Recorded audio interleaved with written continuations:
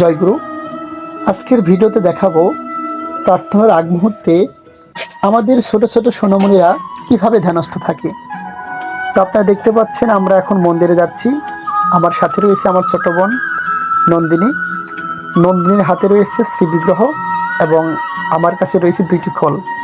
এখানে একটি বিষয়, আমাদের যে সকল ছোট ছোট সোনামণিরা রয়েছে তাদের প্রত্যেকের কাজ ভাগ ভাগ করে দেওয়া থাকে। যেমন আমি প্রতিদিন 2টা খোল মন্দিরে নিয়ে যাব, নন্দিনী ঠাকুরের বিগ্রহ নিয়ে যাবে এবং আরও যেসব ছোট ছোট ভক্তবৃন্দরা রয়েছে তাদের সকলের নির্দিষ্ট কাজ আছে, তারা সেই কাজটা করে থাকে।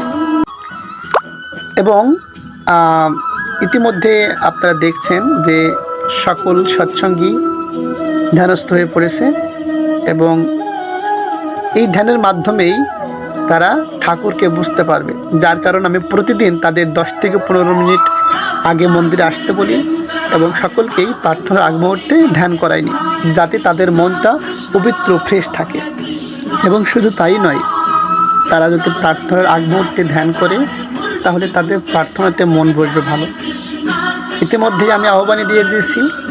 আহ্বানের পর আমরা প্রার্থনা করেই এদিকে দেখতে পাচ্ছি অন্তরা জয়রাধা কীর্তনের সময় আরতি করছে। তো এই ছিল আজকের ভিডিও। সকলকে জানাচ্ছি জয়গুরু। সকলে ভালো থাকবেন, সুস্থ থাকবেন এবং নামময় থাকবেন। বন্দে পুরুষোত্তম, বন্দে পুরুষ।